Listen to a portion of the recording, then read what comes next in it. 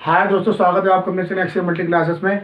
जैसे कि आप लोगों को पता होगा कि मैंने मैथ की एक ऐसी सीरीज शुरू की जिसमें मैं पहला, दूसरा, तीसरा पार्ट आपका कंप्लीट करवा चुका हूं और उसका ये चौथा पार्ट है। इसमें किस तरीके से आपको सवाल करना है तो आप मेरे संग देखिए। सवाल लिखा है नंबर 46, क्योंकि 45 सवाल मैं आपके करवा चुका हूँ। तो ये 46 यानी 46वां सवाल है। कैसे करके कि ऐसे दो क्रमागत विषम धनात्मक पूर्णांक ज्ञात करो जिनके वर्गों का योगफल 290। बहुत ही अच्छा सवाल है। इस तरीके से पेपर में बोर्ड के एग्जाम में लास्ट ईयर सवाल भी आया था। उसमें क्या था, विषम की जगह वहां पर क्या दे रखा था, सम दे रखा था। और इस बार विषम के आने की संभावना है। तो हम क्या लिखेंगे कि ऐसे दो क्रमागत माने होता है क्रम से। तो हमने लिख दिया क्रमागत दो विषम संख्याएं। ये हमें कौन सी मानना पड़ेंगी? पहली हमने मान लिया x, दूसरी हमने मान लिया x+2। अब ये देखिए यही क्यों माना, क्योंकि सबसे पहले गिनती में कहाँ से शुरू होती है? 1 2 3 4।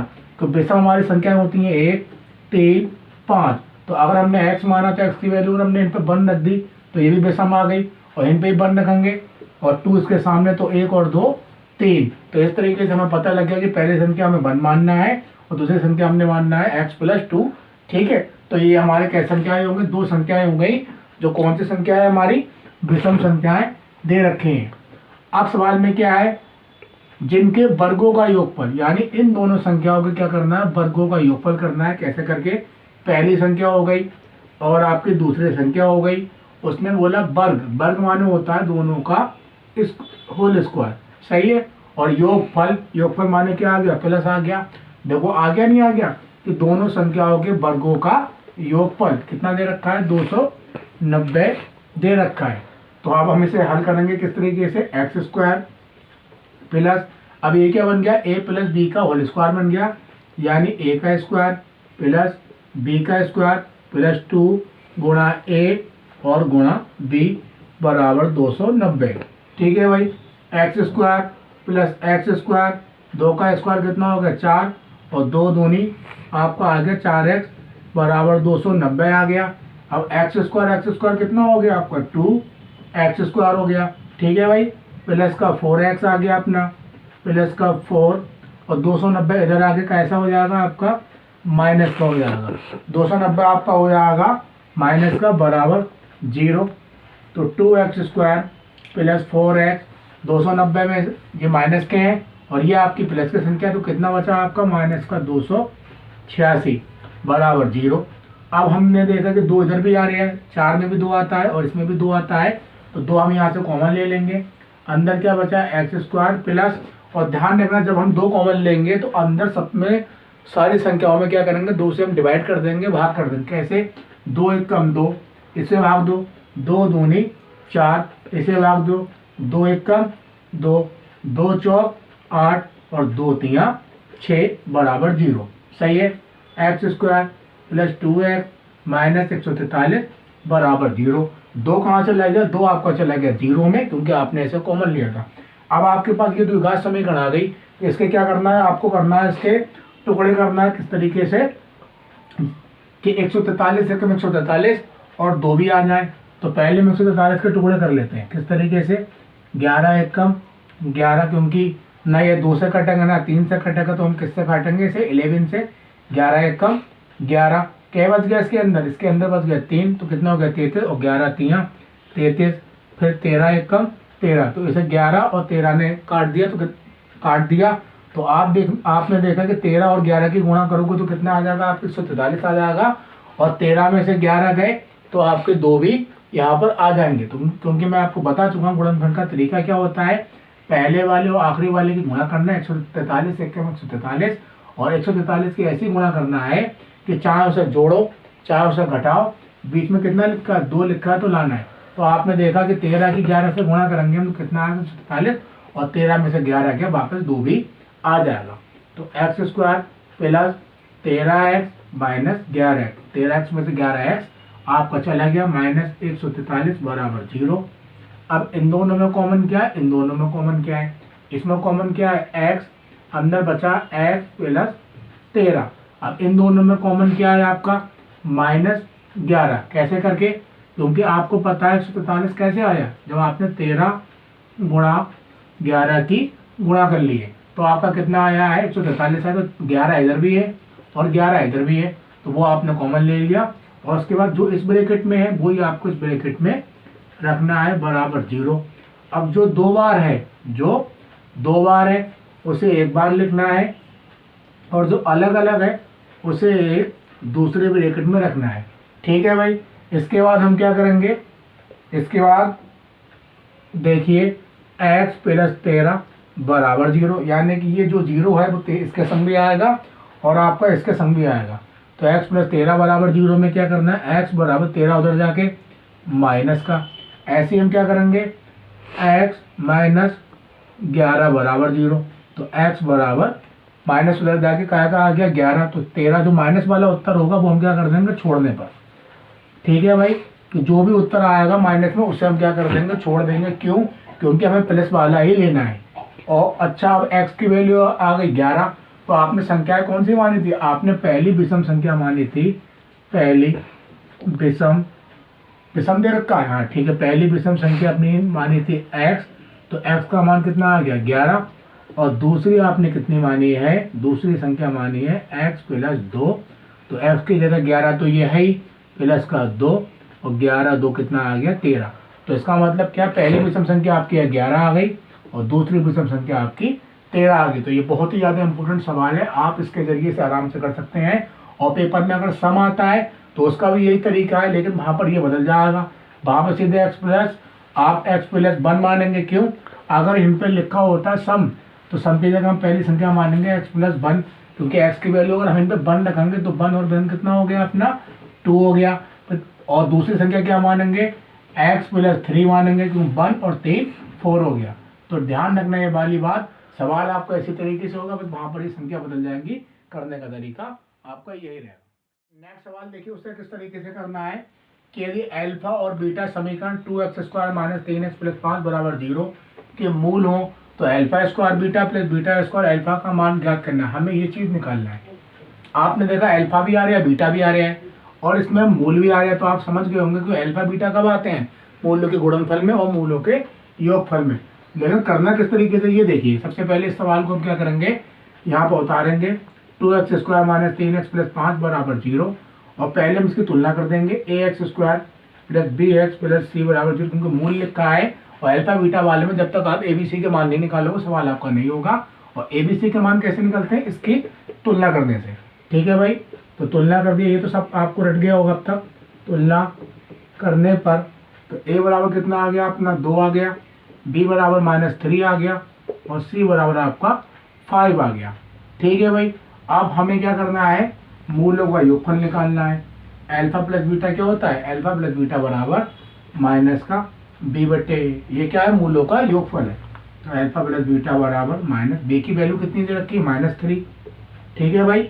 और a का मान कितना आ गया 2, तो अल्फा प्लस बीटा माइनस से माइनस कैंसिल, कितना आ गया आपका 3 बटे 2। ऐसे हम क्या निकालेंगे, मूलों का गुणनफल जो होता है c बटे, ध्यान रखना योगफल में प्लस और गुणनफल में आपका गुणा लग जाएगा।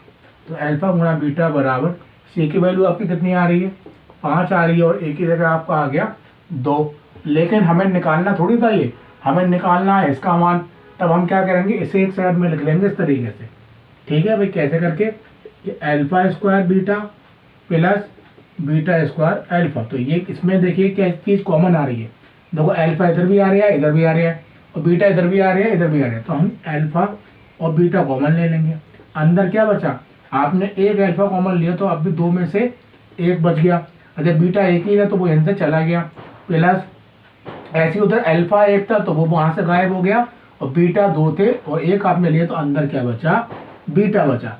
अब अल्फा बीटा का मान आपने कितना निकाला, 5 बटे 2 मल्टीप्लाई, और अल्फा प्लस बीटा का मान कितना निकाला आपने, 3 बटे 2 बराबर, बस 5 3 15 और 2 दूनी 4। तो ये कितना आसान था, आपको देखने में लग रहा हो कितना कठिन है, तो कोई दिक्कत वाली बात नहीं। कभी भी इस तरीके की वैल्यू निकालना हो तो आप हमेशा योगफल गुणनफल लगा के कॉमन लेके या जो भी गुणा करके इस तरीके से सवाल को बहुत ही आसानी से कर सकते हैं।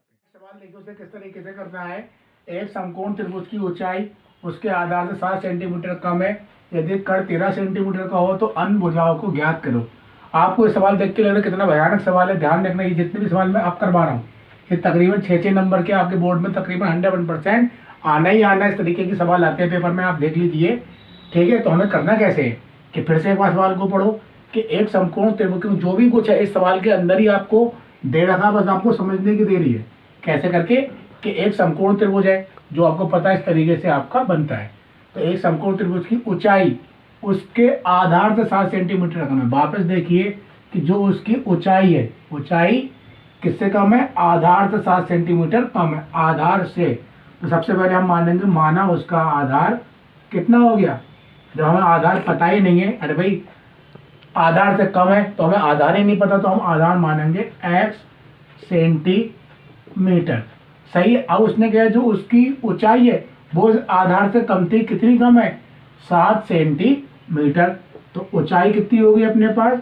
ऊंचाई हो गई इससे कम है 7, तो वो x तो पहले से ही था, अब कम में क्या हो गया? -7। अगर ज़्यादा होती तो आपका आ जाता +7, तो कम तो है लेकिन कितनी कम है? 7 सेंटीमीटर, वो भी इसके आधार से। तो ये भी आ गया आपका सेंटीमीटर में। ठीक है। और यदि कण कितना दे रखा है? 13 सेंटीमीटर। तो कड़ा आपका सवाल में दे रखा है 13 सेंटीमीटर। ये मान आप इसमें रख भी सकते हैं। सही है। तो आपको ये पूछा गया उसने कि जो आधार जो x माना है थोड़ी x, तो इसकी वैल्यू क्या होगी और आपकी ऊंचाई की वैल्यू क्या होगी। तो इस तरीके से आपको सवाल करके दिखाना। भैया कैसे करेंगे? अब आपने देखा अपने पास आधार भी है, ये चीज़ भी है, अपने पास ऊंचाई भी है, ये चीज़ भी है, और अपने पास कड़ा। तो एक सूत्र होता है, आपको पता होगा, पाइथागोरस वाला। क्या होती है? पाइथागोरस एक प्रेरणा होती है, जो कोई नई बात नहीं है। पाइथागोरस कोई मतलब खतरनाक चीज़ नहीं होती, बल्कि क्या एक ऐसी थ्योरम है जो हर किसी को याद होती है, लेकिन बहुत से बच्चों को आज तक ये पता ही नहीं कि पाइथागोरस कहते कहते हैं। तो पाइथागोरस की प्रेरणा होती है कण स्क्वायर बराबर आधार स्क्वायर प्लस लंब स्क्वायर। आप लोगों को पहले से पता होगा, तो ध्यान रखना ये क्या कहलाती है? पाइथागोरस थ्योरम कहलाती है, प्रेरणा कहलाती है। तो ये तीनों मान हम इसके अंदर रख देंगे। कैसे करके? कण की वैल्यू कितनी दे रखी है? 13 स्क्वायर, आधार कितना दे रखा है अपना? x स्क्वायर, और लंब कितना दे रखा है? लंब मान लो, चाहे इसकी इन पे ऊंचाई को हम क्या कह सकते हैं? लंब भी कह सकते हैं, क्योंकि ये ऊंचाई भी है और लंब भी है। सही है भाई। तो ये दे रखा है x - 7 का होल स्क्वायर। अब इसे हल कर लो। 13 का स्क्वायर 169 बराबर x स्क्वायर। ये क्या बन गया? a - b का whole square, a square plus b square -2, a की जगह अपना x और b की जगह आ गया 7। तो 169 बराबर x स्क्वायर कितना हो गया? 2x स्क्वायर प्लस 7 का स्क्वायर कितना हो गया? 49 हो गया, -2 7 14x हो गया। ठीक है भाई। अब सवाल को सीधा कर लो। कैसे करके? ये वाली लाइन है जो आपकी, इसे आप क्या करेंगे? ऐसे लिखेंगे 2x स्क्वायर प्लस 49 -14x और 169 बराबर को उधर रख दो। ठीक है। फिर 2x स्क्वायर, ध्यान रखना द्विघात समीकरण का जो रूप होता है वो कैसे होता है? सबसे पहले स्क्वायर वाला पद आता है, फिर x वाला पद आता है, जो हमने लिख लिया, फिर आपकी गिनती आती है चरपद। अब 169 इधर आया तो प्लस का है, तो इधर आके कैसा आ गया आपका? माइनस का, और उधर क्या बचा अपना? 0 बचा। तो 2x स्क्वायर -14x है, तो ये लिख दिया। अब ये 49 है और ये माइनस का 169 है, तो 169 में से 49 गया, कितना बचा? अपना बचा माइनस का 120 बराबर 0। ठीक है भाई। आगे इससे क्या करना है अपनों को? इससे आगे, क्योंकि ये सवाल आपको देखने से पता लग रहा है कि लंबे लंबे सवाल हैं, तो ये बोर्ड के एग्जाम में आपके 6 नंबर में ऐसे ही सवाल आते हैं। तो आपको ये सवाल सबसे ज़्यादा बहुत ज़्यादा मेहनत से करना है। कैसे करके? कितना आ गया था अपना? 2x स्क्वायर माइनस का 14x प्लस का माइनस का 120 बराबर 0। ठीक है। अब देखा आपने, 2 इधर भी आ रहे हैं, और 14 के अंदर भी 7 दूनी 14 होता है, और 120 को भी हम 7 दूनी 120 भी लिख सकते हैं। तो हमने 2 क्या ले लिया? कॉमन ले लिया। अंदर क्या बचा? X square. और जैसा कि मैं बता चुका हूँ इससे पहले वाले सवाल में, अगर आपने 2 कॉमन लिया तो 2 से भाग करेंगे, 3 कॉमन लिया तो हम 3 से भाग करेंगे। कैसे करेंगे? 2 7 14, ऐसे 2 6 12। ठीक है भाई, बराबर 0। तो एक्स स्क्वायर -7x माइनस का 60 बराबर 0। ठीक है भाई। अब 2 कहाँ चला गया आपका? 0 में चला गया। तो एक्स स्क्वायर, अब जो क्या बन गया? गुणनखंड बन गया। 60 एकम 60, यानी कि 60 भी लाना है आपको, 7 भी लाना, तो क्या होता है आपका 12 पंजे 60, 12 पंजे 60 भी हो रहा है, और 12 में से 5 गया अपना 7 भी आ जाएगा। सही है भाई। तो x square minus 12x minus का 5x, और 60 के हमने टुकड़े क्या करें, देखिए 60 के लिए टुकड़े हैं 12 गुणा 5, तो हमने इन पे लिख दिया कॉमन ढूंढने के लिए आसानी से। अब एक्स स्क्वायर माइनस अंदर जाएगा तो चिन्ह बदल जाएंगे, ये भी माइनस का हो गया, और माइनस वाला किसका हो गया, प्लस का हो गया, और माइनस का 12 गुणा 5 बराबर 0। अब हम दो दो में से बांट लेंगे। ये चीज़ तो आपको अब तक आ भी गई होगी, मैं काफ़ी सवाल इस तरीके से मैंने कर दिए हैं आपके लिए। तो इन दोनों में कॉमन क्या है, एक्स है, तो दो थे, आपने एक कॉमन लिया, अंदर कितना बचा, एक्स बचा, माइनस बचा, 12 बचा। ऐसे इन दोनों में कॉमन क्या, पहले चिन्ह लगा लो, प्लस है तो प्लस लगाना, माइनस हो तो माइनस, और दोनों में 5 इधर भी आ रहे हैं, 5 इधर भी आ रहे हैं, तो 5 लिया, और जो इस ब्रैकेट में होगा वही आपको इस ब्रैकेट में रखना है बराबर 0। अब जो 2 बार है उसे क्या बार लिखना है, एक बार लिखना है, और जो अलग अलग है वो तो आपको पता लग गया होगा, उसे लिखना है बराबर 0। अब ये 0 किसका है, इसका भी है और इसका भी है, तो x माइनस 12 बराबर 0, x माइनस 12 बराबर कितना आ गया अपना 0 आ गया। तो इनसे क्या होगा, माइनस 12 उधर जाके आ जाएगा प्लस का 12। ठीक है भाई। ऐसे x प्लस 5 बराबर 0, x बराबर 5 उधर जाके कैसा आएगा आपका माइनस का आएगा, और आपको पता लग गया होगा कि जब ये माइनस का आया तो हम इसे क्या करेंगे, छोड़ने पर, क्योंकि जो भी उत्तर माइनस में आएगा उसे हम छोड़ देंगे।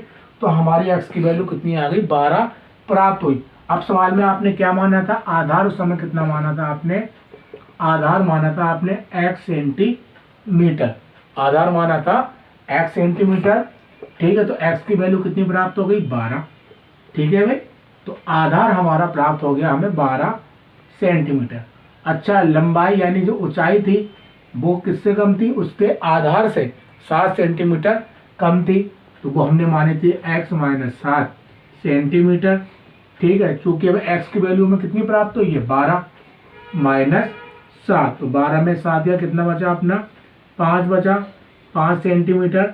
तो इस तरीके से हम सवाल कर सकते हैं, यानी हमारा कण कितना आया था 13, आधार कितना आया 12, और हमारी ऊंचाई कितनी आ गई 5 सेंटीमीटर। तो आपने देखा होगा ये इतना ज़्यादा कठिन सवाल नहीं है, बस पेपर में इस तरीके से सवाल आते हैं कि लोग समझते हैं ये बहुत ज़्यादा कठिन है, बल्कि अगर आप इस पर लगातार मेहनत करेंगे तो आप इन सवालों को बहुत ही आसानी से कर सकते हैं। नेक्स्ट सवाल देखो उसे किस तरीके से करना है। आपने बोर्ड पे देखा होगा 3 सवाल लिखे हुए हैं, और आपके कभी कभी एक एक नंबर में कुछ ऐसे सवाल पूछे जाते हैं जो देखने में बहुत ज़्यादा कठिन लगते हैं, लेकिन वो बहुत ही आसानी से आप कर सकते हैं। कैसे करके, जैसे ये सवाल आपने देखा, आपसे एक नंबर में पूछ लिया जाएगा, तो कैसे करना है आप अपने आप को कि 7x स्क्वायर, ठीक है, 28 उधर जाके किसका आ जाएगा, प्लस का।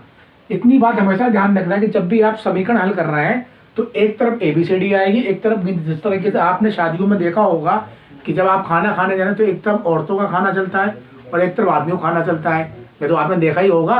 तो इसी प्रकार से इस सवाल में भी क्या करना है कि एक तरफ ABCD रखना है और एक तरफ गिनती रखना है। ठीक है भाई, तो हमने ABCD एक तरफ रख ली, गिनती एक तरफ रख दी। अब क्या होगा, x स्क्वायर बराबर 28, और जो ABCD के संग में आएगा तो ABCD क्या करेगी, उसे लात मारेगी और कहाँ फेंक देगी, बल्कि नीचे फेंक देगी। तो 7 कहाँ चला गया हमारा, 7 आ गया हमारे बट्टे में, यानी जो कुछ भी यहाँ पर मौजूद होगा ABCD के संग में वो हमारा बट्टे में गिर पड़ेगा। अब क्या करना है, 7 एकम 7 और 7 चौक 28, x स्क्वायर बराबर 4। अब तो आप समझ ही गए होंगे क्या करना है कि भैया स्क्वायर हटेगा तो रूट चढ़ेगा, और जब 4 अंदर आ जाएगा रूट के अंदर तो 4 क्या करेगा, भागेगा निकल के, तो 4 का कितना आ गया 2। तो ये कितना आसान सवाल था। तो इस तरीके के सवाल भी कभी कभी ऐसे होते हैं कि नंबर में हम नहीं कर पाते हैं, तो बिल्कुल इस बार एग्जाम में छोड़ना नहीं है, तो करना है। अब जैसे ये सवाल है, बहुत से लोग इसे भी नहीं करेंगे, ये पता नहीं कितना भयानक सवाल है, तो कुछ नहीं करना, इसके नीचे 4 है, आप इसके नीचे 1 मार लेंगे, क्योंकि जहाँ पे कुछ नहीं है वहाँ 1 जिंदाबाद अपना। फिर आप क्या करेंगे, तिरछी तिरछी मल्टीप्लाई करेंगे कि x स्क्वायर एकम x स्क्वायर, ठीक है भाई, और 9 चौक 36 हो गए आपने। फिर वही देखो, स्क्वायर हटेगा रूट से, क्योंकि इसकी इससे लड़ाई है, स्क्वायर जब भी हटता है तो संग में क्या लेके आता है, रूट लेके आता है। और आप समझ गए होंगे कि 36 कब आता है, जब 6 छंग 36 होते हैं। तो 2 6 आ गए, तो 2 6 के हम क्या करेंगे, 1 6 रूट के बाहर निकालेंगे, तो ये भी कितना आसानी से हो गया। इसी तरीके से कभी कभी ऐसा सवाल पूछा जाता है जो देखने में इतना खतरनाक लग रहा है कि पता नहीं कैसे सवाल होगा, तो ये चीज़ आपको पहले से ही पता है किस तरीके से करना है, कैसे करके आप गौर से देखो, ये क्या लिखा है, इसका मतलब क्या आप सोचते हो गुणा होगी, भाग होगी, पता नहीं क्या होगा। अरे भैया इसमें कुछ नहीं होगा, ये जीरो है, ये इसका भी है, ये इसका भी, समझ गए होगे मैंने बताया था कि ये जीरो इसका भी है। और इसमें तो सीधे हल करना है, कैसे करके, एक्स प्लस 6 बराबर 0, एक्स माइनस 5 बराबर 0।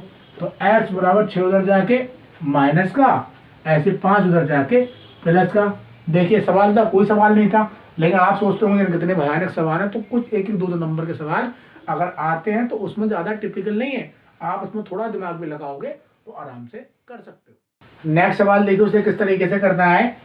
आप सवाल में समझ गए, उसमें लिखा है समांतर श्रेणी, तो समझ गए होगे, ये तो बात अब आपको पता ही लग गई होगी, पुरानी बात होगी। समांतर श्रेणी का सवाल है, ये किस तरीके से करना है। ये भी अच्छा सवाल है, 6 नंबर में इस तरीके का भी आपके पेपर में, अगर जो लंबे चौड़े सवाल आते हैं वो 6 नंबर या 4 नंबर से नीचे बिल्कुल नहीं आएंगे, कि अगर आपने 3-4 सवाल भी कर दिए तो आप आराम से पास हो जाएंगे। ठीक है भाई। तो यदि किसी समांतर श्रेणी के प्रथम 14 पदों का योग 1050 है तथा इसका प्रथम पद 10 है, तो इसका 20वां पद ज्ञात करो। पता नहीं कितना खतरनाक सवाल है। तो हम क्या करेंगे, दोबारा पढ़ेंगे, क्योंकि मैं इसलिए बार बार कहता हूँ कि आप कोई भी सवाल जब करा करो तो प्रश्न को ही गौर से पढ़ो, जो कुछ होता है वो आपके प्रश्न में ही जवाब है। ऐसा नहीं कि वो ऊपर नीचे देखने में जवाब मिल जाएगा, आपको बोर्ड पे देखो या अपनी कॉपी में देखो। तो ये देखिए समांतर श्रेणी के प्रथम 14 पदों का योग, ये क्या लिखा है, 14 पद। तो पद कैसे लिखे जाएंगे, n बराबर कितना दे रखा है, 14 पद दे रखा है। इसके अलावा योग कितना है, 1050। अब योग कैसे लिखा जाएगा, SN बराबर। ध्यान रखना, जब भी समांतर श्रेणी में वो योग कह देगा तो योग को अपने कैसे दर्शाएंगे, कैसे लिखेंगे, SN बराबर। ठीक है। और क्या दे रखा है, तथा इसका प्रथम पद, आपको पता होगा मैंने बताया था कि प्रथम पद यानी पहला पद हमेशा कैसे लिखा जाता है, A बराबर कितना है, 10। सवाल में और कुछ दे रखा है, नहीं दे रखा है। और हमें 20वां पद ज्ञात करना है, यानी पद ज्ञात भी करना है और इसमें पद दे भी रखा है, तो वो अलग चीज़ है, ये अलग चीज़ है। कैसे करके अभी पता लगेगा जब आप करेंगे। लेकिन इसमें सूत्र कौन सा अप्लाई होगा, ये देखिए इसमें लिखा है 14 पदों का योग।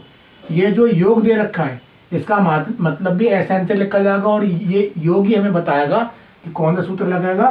तो हम लिखेंगे पदों का योग या योगफल के सूत्र से। ध्यान रखना, योग या योगफल बात एक ही होती है। तो सूत्र हो गया अपना SN बराबर n/2 2a plus n - 1 into D.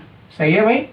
SN की वैल्यू 1050 बराबर n की वैल्यू दे रखी है अपनी, कितनी दे रखी है, 14/2 2 a की वैल्यू कितनी है अपनी 10 प्लस n की जगह 14 - 1, और d की वैल्यू हमें पता ही नहीं है। d की वैल्यू हमें पता ही नहीं, तो इसका मतलब हमें d का मान इन पे निकालना है भाई। तो क्या करना है, 1050 2 सत्ते 14, यानी 2 को हमने 14 से काटा, कितना आया, 2 सत्ते 14 आया। फिर 10 दूनी 30, और 14 में से 1 गया अपना, कितना बचा, 13, और 13 की गुणा कर देंगे हम d से तुरंत, तो आ गया 13d। ठीक है भाई, 1050, ठीक है, बराबर। अब 7 की आपने देखा होगा, 7 क्या करेगा, 7 की गुणा इन दोनों से होगी, तो 7 ब्रैकेट के बाहर है, तो 7 दूनी 14, 140 आ गया। फिर अब 7 की 13 से करो, तो 7 की 13 से करो, कितना आएगा, 13 सत्ते 91d। अब फिर वही वाली बात आ गई कि ABCD एक तरफ और गिनती एक तरफ। ये चीज़ बहुत ज़्यादा मायने रखती है आपके सवालों में, कि अगर आपने 2-3 चीज़ें पकड़ ली, क्या कि हर सवाल में द्विघात समीकरण मोस्टली टाइम में क्या होता है, अगर आपको कोई भी चीज़ घटाना है, जोड़ना है, तो ABCD एक तरफ करना पड़ेगी और गिनती एक तरफ। अब जैसे ये गिनती है, ये गिनती है, तो ऐसे एक तरफ फेंको। ठीक है, 140 से आगे कैसे हो जाएगा, माइनस का हो जाएगा, बराबर 91d, क्योंकि आगे गिनती एक तरफ और ABCD एक तरफ। अब घटा लो, 0 में से 0 गया, 0 ही बचा। 5 में 4 गया, अपने क्या बचा, 1 बचा, और 10 में से 1 गया, कितना बचा, 9, बराबर 91d। तो d बराबर, मैंने अभी आपको एक बात बताई थी कि जो भी चीज़ ABCD के संग में होगी वो कहाँ गिर पड़ेगी, नीचे। कहाँ गिरेगी, नीचे, यानी नीचे नहीं, जमीन पर नहीं गिरेगी, बल्कि कहाँ गिरेगी, इस पद के नीचे गिरेगी। तो 910 और 91 कहाँ आ गया, नीचे आ गया, इसके संख्या आगे 91 कम 91 और 91 ढाई 910, यानी 91 एक कम करो, वो 0 था आपने लगा दिया। तो d की वैल्यू हमें कितनी प्राप्त हुई, 10। लेकिन सवाल में हमसे हमने d के मान थोड़ी पूछा, उसने हमसे पूछा कि 20वां पद बताइए आप। क्या पूछा है, 20वां पद। तो भैया ये क्या चीज़ है, तो हम क्या करेंगे इसमें 20वां पद निकालेंगे। 20वां पद कैसे करेंगे, सूत्र होता है टी एन बराबर A plus N minus 1 into D.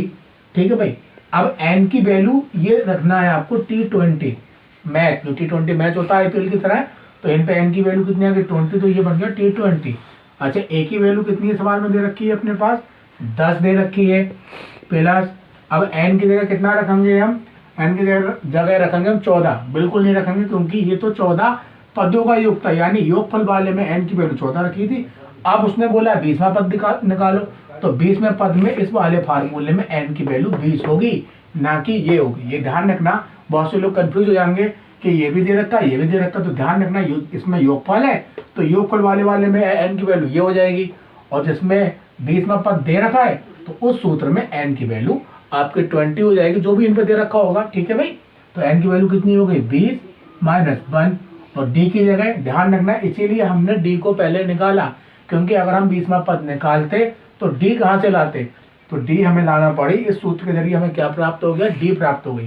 तो डी कितना निकल के आया हमारा, डी निकल के आया हमारा 10, तो T20 बराबर 10 प्लस 20 में से एक गया कितना बचा 19 मल्टीप्लाई 10। ठीक है भाई, T20 बराबर 10 प्लस 19 ढाई कितना हो गया 190 हो गया। और ये तो बच्चों वाला सवाल आ गया कि 10 और 190 कितने होते हैं, अपने 200 होते हैं। तो उसने बोला कि 20वां पद याद करो, तो हमने कह दिया 20वां पद क्या है, 20वां पद आया हमारा 200 200, तो 20वां पद कितना प्राप्त हो गया, तो 200। तो इस तरीके का सवाल अगर पेपर में आपके आ रहे आए, अब बोर्ड में क्या होगा, वो इन पर नंबर बदल देगा, प्रथम पद 10 इसमें दे रखा है वहां पर वो 20 कर देगा, उसने 20वां पद पूछा है वहां पर वो कर देगा 18वां पद बताओ, 9वां पद बताओ। तो ऐसा थोड़ी कि करने का तरीका बदल जाएगा, जहां जहां पर आपकी वैल्यू है वो आप चेंज कर देना। तो आप इस तरीके से, यानी एक सवाल अगर आपने अच्छे से कर लिया तो इससे मिलता जुलता अगर सवाल ये आ गया तो और अच्छी बात है, और अगर सवाल दूसरा आ रहा है तो करने का तरीका अपना यही रहेगा। नेक्स्ट सवाल देखिए, उसे किस तरीके से करना है। आपने बोर्ड पर देखते होंगे आप लोग क्या लिखा है कि 2 अंकों वाली कितनी संख्या 3 से विभाज्य। देखिए कितना टिपिकल सवाल लग रहा है कि पेपर में अगर ये आ जाएगा तो बहुत सारे स्टूडेंट ऐसे होंगे जो इस सवाल को पढ़ते ही बिल्कुल छोड़ देंगे कि वो कहेंगे इसमें कुछ है ही नहीं, ना संख्या दे रखी है, पता नहीं लग रहा है कौन से चैप्टर का सवाल है, किस तरीके से होगा। तो डरना बिल्कुल नहीं, पहले सवाल को पढ़ना है। जैसा कि मैं बता चुका हूँ कि प्रश्न को बार बार रिपीट करना है कि 2 अंकों वाली कितनी संख्या है 3 से विभाज्य, कितने अंकों वाली 2 अंक वाली। अब 1 और 2 3 इसमें क्या क्या अंक है, एक में एक ही है, इकाई है। तो 2 अंकों वाली सबसे बड़ी संख्या क्या होती है 10। लेकिन उसने बोला जो 3 से विभाज्य है, 3 से विभाज्य का मतलब जो 3 से कट जाती है, तो कौन सी है 10। क्या 3 के बारे में 10 आता है, 11 आता है, नहीं आता है, 12 आता है, हाँ आता है, 3 6 12, ऐसी 3 पंजे 15। ठीक है भाई, ऐसे ही आपके 3 छंग 18, ऐसे 3 सत्ते 21, डॉट डॉट डॉट डॉट कहाँ तक 2 अंकों तक। तो 2 अंक की सबसे लास्ट संख्या कौन सी होती है 99 होती है। तो यह क्या 3 से कट रहा है, तो 3 3 3 तो ठीक है, तो कहाँ तक आ जाएगा 99। 100 को नहीं लिखकर कुछ, जैसे हम 100 लिखेंगे तो संख्या बन जाएगी 2 अंक से 3 अंक में। तो बस आप इतना समझ लीजिए 2 अंक की वो संख्या जो 3 से कट रही है तो वो सबसे पहली होती है 12, फिर 3 चौक 12, 3 पंजे 15, 3 से 18। इसी तरीके से हम कहाँ तक पढ़ेंगे लास्ट तक, यानी 99 तक, क्योंकि 100 में 3 हो जाएंगे, हमें 2 लेना है बस। अब जो सवाल आप समझ गए किस तरीके का सवाल लग रहा है, ये आपका सवाल बन गया समांतर श्रेणी का, क्योंकि समांतर श्रेणी के ऐसे सवाल होता है इस तरीके से डॉट डॉट डॉट करके, होता नहीं होता है। तो अपना पहला वाला पद क्या हो गया, a बराबर 12, d बराबर सार्वंतर 15 में से 12, यानी पीछे वाले में से कितना घटाना है अपने आपको आगे वाला, तो 15 में से 12 गया, कितना बचा, d बराबर अपना बचा 3 बचा। ठीक है भाई, इसी हिसाब से और लिखना कहाँ तक है 99 तक लिखा है आपने, तो ये वैल्यू हो गई अपनी Tn बराबर 99। सवाल में निकालना क्या है, 2 अंकों वाली कितनी संख्या है, क्या कितनी संख्या मतलब कितनी संख्याएं हैं जो 3 से कट सकती हैं। तो संख्याएं पूछ रहे हैं, तो संख्याएं कैसे लिखी जाएंगी, संख्याएं लिखी जाएंगी हमारी n से, यानी n बराबर क्वेश्चन मार्क, क्योंकि n का मतलब होता है संख्याएं बताना। तो आप समझ गए होंगे कि a भी निकल गया, d ये निकल गया, और 99 क्या, ये लास्ट वाली जो संख्या होती है उसे हम कैसे लिखेंगे Tn तक, क्योंकि यहाँ तक ये संख्या लिखी है। और सवाल में जो पूछा गया कितनी संख्याएं, तो कितनी संख्याएं में क्या आ जाएगी n आ जाएगा। जैसा कि साइंस के सवालों में होता है इलेक्ट्रॉनों की संख्या, तो वो भी n से लिखी जाती है, ऐसी उसमें है कितनी संख्याएं। ठीक है भाई। अब अपना सूत्र होता है समांतर श्रेणी का, आप लोगों को पता होगा बिल्कुल, क्या होता है, टी एन बराबर A plus N minus one into D. अब टी एन की वैल्यू कितनी रखेंगे आप, 99 बराबर ए की जगह कितना रखेंगे आप, 12 रखेंगे, प्लस एन की जगह हमें पता ही नहीं क्योंकि हमें एन तो ही निकालना है, तो एन माइनस वन, और डी की वैल्यू कितनी दे रखी है अपने, 3 दे रखी है। सही है भाई। तो 99 बराबर 12 प्लस, अब 3 की गुणा आप एन से कर लो, 3 एन माइनस 3 एक 3 आ गया। ठीक है भाई। 99 बराबर 12 में से 3 गया, कितना बचा, ये 12 है, ये माइनस के 3 है, तो 12 में से 3 गया तो आपका बचा कितना बचा, आपका 9 बचा, प्लस का 3 एन आ गया। ठीक है भाई। 99, अब फिर वही बात आ गई, देखो ए बी सी डी आ गई, गिनती आ गई, फिर वही पुराना तरीका, ए बी सी डी एक तरफ और गिनती एक तरफ। तो 9 इधर आके माइनस का 9, 3 एन, तो 99 में से 9 गए, कितने बचे अपने, 90 बराबर 3 एन, और एन बराबर 90, और जो चीज ए बी सी डी के संग होगी वो तो नीचे आई गई, 3 एकम 3 और 3 तिया 9, तो एन बराबर 30, कितना आएगा अपना, एन बराबर 30। तो मतलब होगा कि ऐसी 30 संख्याएं हैं जो 3 से कट सकती हैं, 3 से विभाज्य है।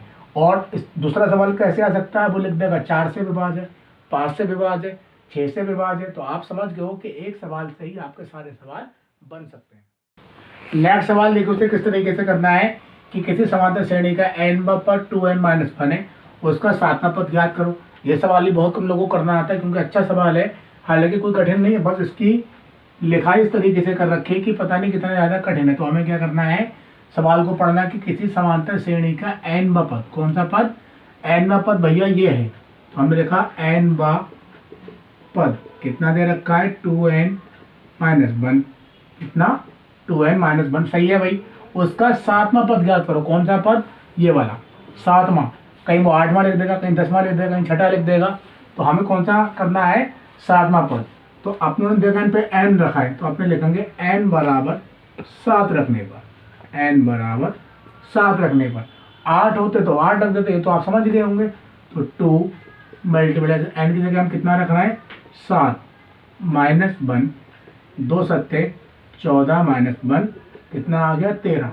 तो भैया n पद कितना दे रखा है, 13 दे रखा है। देखो हो गया नहीं हो गया फ्री में सवाल, तो आप इसे भी आराम से कर सकते हैं। नेक्स्ट सवाल देखो उसे किस तरीके से करना है। जैसे कि आपने देखा कि यदि 65 और 117 के HCF यानी कि मासा को 65 m माइनस 117 के रूप में व्यक्त किया जाए, लिखा जाए, तो इस m का मान ज्ञात करो। कौन सा m, जहाँ जो ये दे रखा है।